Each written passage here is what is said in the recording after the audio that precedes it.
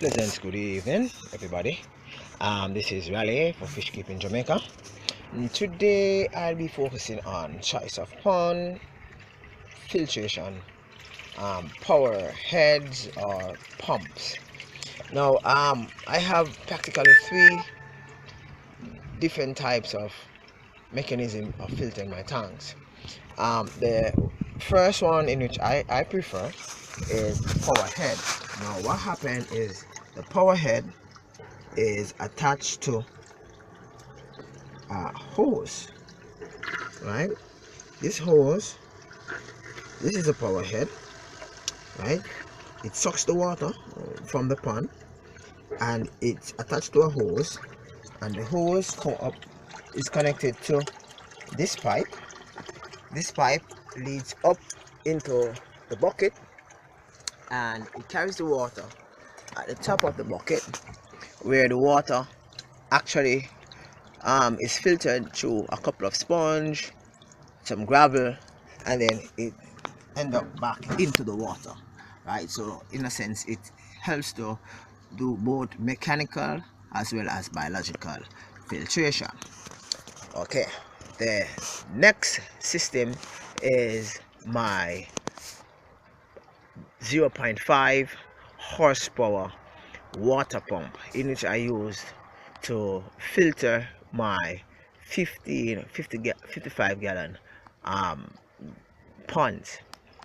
Currently I have taken my 0.5 horsepower pump out of operation for the time being, for reasons I will explain to you in subsequent presentation. But this is my pump. What does this pump do? Now, this is the main intake valve, and this intake valve actually receive the water from the pond. It goes through the pump, which actually pumps the water up into this pipe, and it goes up and it ends up here. At the moment I have disconnected it. This is the space for my canister filter. Now my canister filter is out of service for the moment. I've taken it out. I am presently changing my system from this pump. Probably I'll sell it or get rid of it somewhere, but I will explain to you in subsequent videos. So this is a means of filtration. Now what will happen is that the water will go through the canister filter. It will go through it from the top here. The canister filter would be here, and after the water have actually gone through the sponge, the sand, and the gravel, it now returns to each tank, and the tank is actually filtered. Now this is a way in which I use to filter my tank. Now I said that there are three ways in which I mainly use to filter my tank. However, I can think of two other ways that is natural in process. What I do is to actually use these water lilies. Now these water lilies, they use the nitrates and the nitrites that is broken down by the beneficial bacteria that is within each tank. Now the beneficial bacteria breaks down the ammonia into nitrites and nitrites, and the plants actually feeds on it, right? um, Allowing for the fish to actually tolerate the water level. At times I have to do water change so as to manage that water level also. Now there in each tank, with an exception of this tank, which is primarily include primarily placed here to breed a specific type of fish, in which I'm having problems with them, right? It's a bare bottom pond. Only the water lilies are on the top. For the rest of 14 ponds going down the line, all have been underlined with either sand or what you call sand, gravel, or dirt that you find in your garden, right? These dirt, these the dirt and the sand and the gravel that is found in these ponds acts as a means of filtering the water, because there are some bacteria which actually lives in them, and they help to actually keep the water up to par. Now in this pond, I do not filter this pond. What I do, I just do primarily water change, meaning I do not do use the the, the, the the big, the large 0.5 um, pump to filter this one, right? Because I have sorry, some small, because I have some very small tiger barbs. I don't know if you can see them, but very small tiger barbs in the pond, and that's my outtake pipe. And as you can see, the outtake pipe, the holes are so big that this tiger barbs, which is about 8 weeks, actually go through. Now this one, at times I do filter.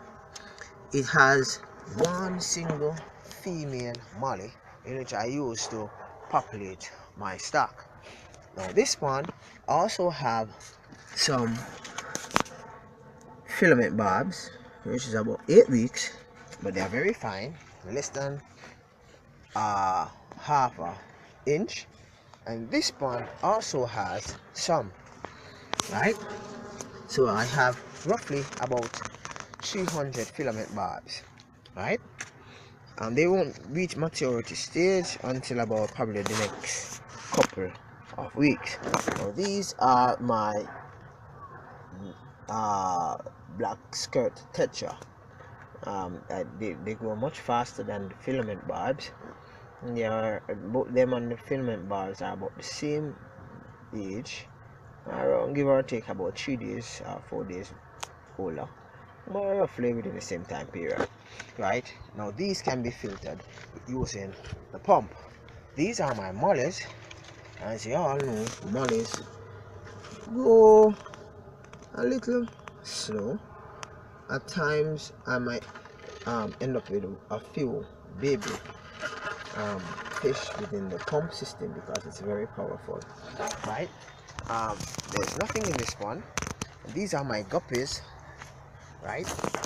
And guppies, they are born very, very fine. Eventually they'll get up to 3 inches, right? And they can reproduce, giving about 50 young ones each time they produce. This is another molly female in which I've placed here so as to breed, right?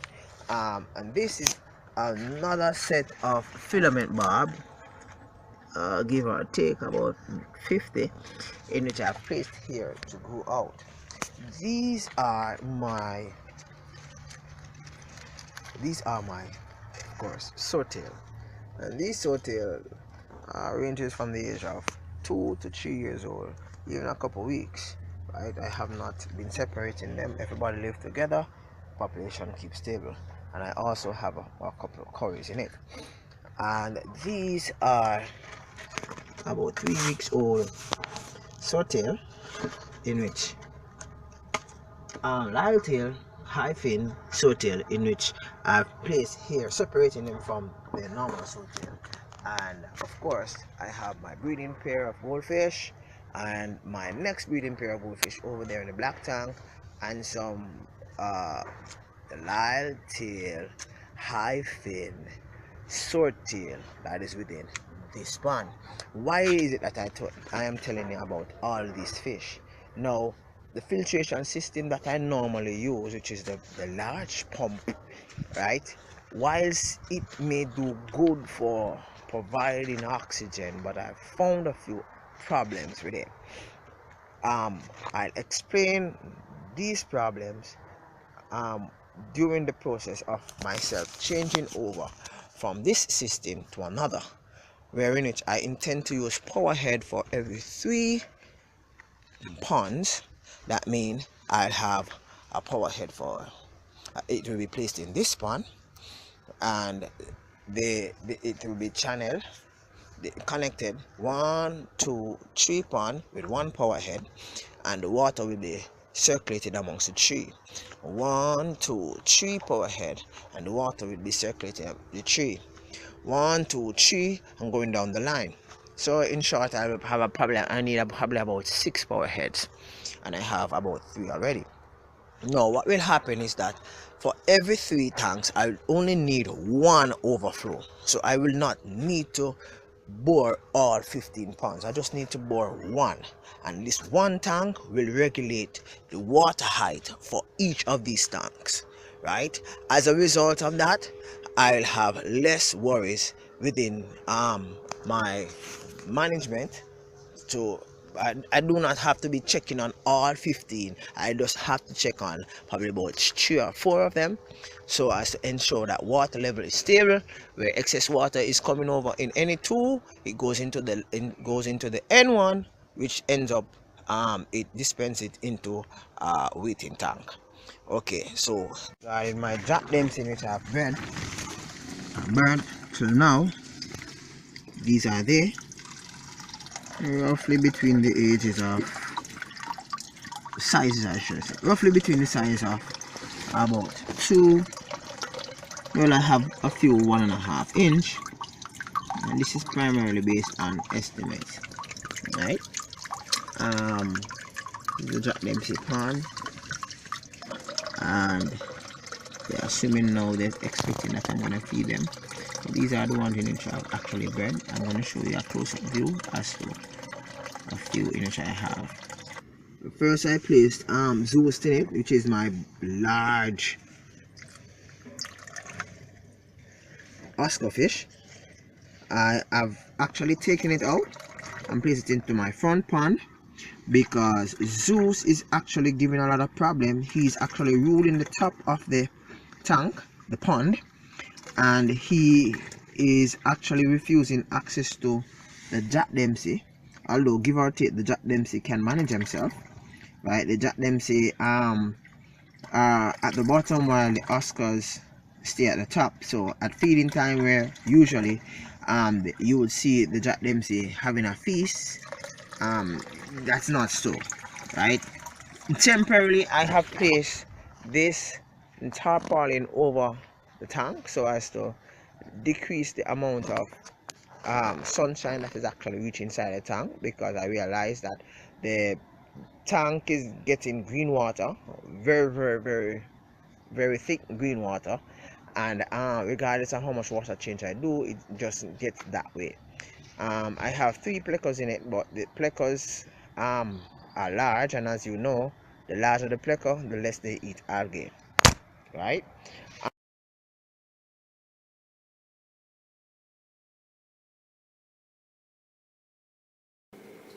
In addition to the hyacinth lilies, in addition to the 0.5 horsepower water pump, in addition to the power heads in which I've shown you, this is one of the ways in which I've actually placed it into my tank. This is just a holding tank, as I said in previous sessions. Presently I just have 2 Jack Dempsey. It's amazing how they have grown since I placed them in the IBC tote. They were like a few centimeters in November when I got them, and they grew to about 1 inch to 1 inch to a half inch. And so when I put them in the IBC tote, they just grew and ended up to be like an average like 3 inch, 3.5, and some even 5. Like really pretty. Okay, in addition to the power heads, I also have what you call air pumps. Now these air pumps are used to oxygenate my 20 gallons and my 35-gallon tank. This pump is referred to as, I think it's AirTech. There's some paint on it, right? It's best if you over filter your tanks, so therefore if you have a 20 gallon, you can buy a 30-gallon air pump, right? If you have a 100-gallon tank and you want to use the power head as a source of circulating, oxygenating, and filtering the water, you would more likely use a 160 or 180 power head. GPH, that means 100 gallon water goes through the power head per hour, right? So these are the ways in which I use to filter my pond, and I have actually disabled my pump. I think I will be explaining all that, reason rationale behind that, in a subsequent video. But for now, this is how it is. The ponds are without mechanical and biological pump filtration system. It's just depending on the dirt, the wind, and the lilies that exist within them. Alright, this system is a floating filtration system which I use to filter my main garners. Main garners are what you call a docile, or should I say a mildly aggressive cichlid. It will do well with like blue labs and yellow labs and arios, barbs and those type of fish, but it cannot be tanked with fish such as Jack Dempsey and Oscars. As you can see, I've placed a few pipes in it. They love to hide just like the Jack Dempsey. I primarily place these pipes in it because I would like for them to breed. As I said, this is a floating type of filtration system where the water is actually pumped from the surface of the tank and it's pumped upwards to the top of the tank into a bottle that consists of some fiber, and as you see, it's messy, it's cleaning, and the water is filtered through this fiber and it's returned to the tank. Interesting to note, the water is not visible. As you would see some water bubbling or moving, but it does offer some vibration, so therefore the fish is able to get adequate oxygen from this water movement, right? In addition to manganos and Jack Dempsey, I also have some curries in which I have actually bred. Now these curries have been bred here at my home with special, procedure, especially during when it rains. They like it when it's very cold. When it rains, you actually provide a suitable environment for them to lay and get the nets ready, because they will eat their eggs as soon as they come out. But this episode of Fish Keeping Jamaica is not about fish care, fish breeding, but I just find them amazing. Right? It's about pump filtration. The next video we will be looking explicitly on the expenses which is incurred with your filtration system, your light bill, and the time and procedures that you use so as to manage all of this. It's another brightly lit tank with my hyphen, lyre-tail, swordtail. And so far I have given me about 100 babies. I think she's pregnant now with another set of litter. Each time she gives about 50 live fries, right? Again, I use the air pump to actually filter this tank. This tank is filtered by another air tech pump, and this air pump tech pump provides the necessary oxygen for this aquarium, and the fish does well. Thank you for watching Fish Keeping Jamaica. You do have a wonderful day. Please remember to share, subscribe, like. And I know you're viewing it, so I don't have to say SSLV. Thank you very much. Rally here. Bye-bye.